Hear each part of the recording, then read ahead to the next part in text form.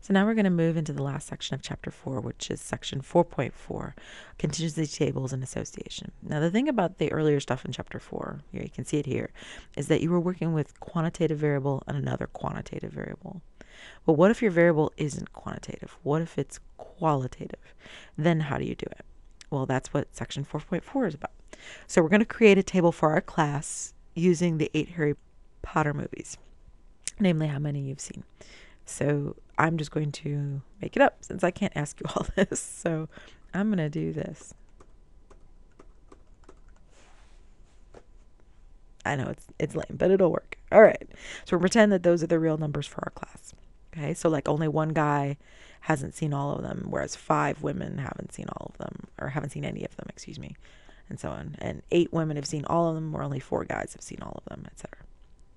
Okay, this is called a contingency table or a two-way table, and it's going to come up a lot in Chapter 5 as well because you use it to find probabilities, and it will also show up in Chapter 12 when we get there. All right, so the column variable is, right, remember column is vertical, so it's the number of Harry Potter movies seen. And then the row variable would be gender, male, female. Right, and each little box is called a cell. Like that's a cell, and so on. All right.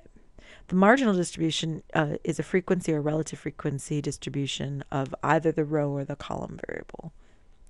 So let me, hold on one second. There, got a better picture. Okay, so we're going to create a marginal frequency distribution. See that? Okay, so we've got our numbers in here. Notice I made them so easy to figure out. And we're going to do frequency, which means we're just going to find the totals here. So you want to add up this row, 7, 8, 9, 10, right there. And then down here, 11, 18, 26. So there's 36 people total in this class. 6 have never seen any of the movies. 8 of them have seen 1 to 4 of the movies. 10 of them have seen 5 to 7 of the movies, and 12 of them have seen all 8 movies. All right. Now we're going to do it again, but with relative frequency. Okay, so 1, 2, 3, 4. Okay.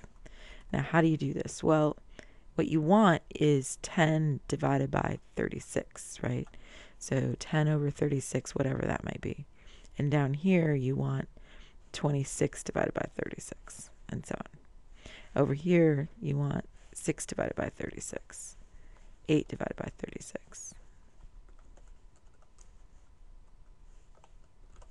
And then the grand total in the corner will be 36 over 36, which is equal to 1. Now, if you want decimal values for that, you should use Excel, to be honest. So I'll copy and paste it in, grab a different sheet.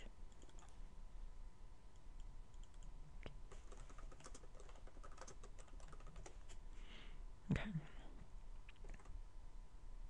Yeah. And see, the thing about Excel is that it thinks it's so brilliant. It thinks it can turn things into dates on you. So I don't know if you caught that, but what it's doing is it's thinking 10/36 is October 36, which of course makes no sense whatsoever. That's okay.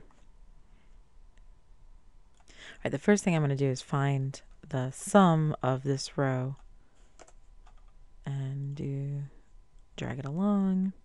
Then I'll find the sum, of that column, excuse me, and this will be of the row.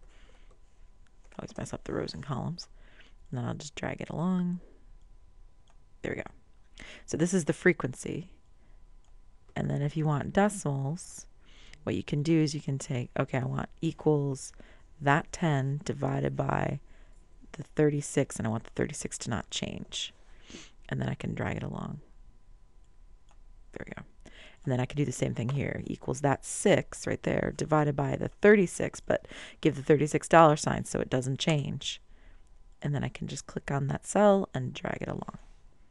There we go. And then I'll have the decimals for all those suckers. Cool.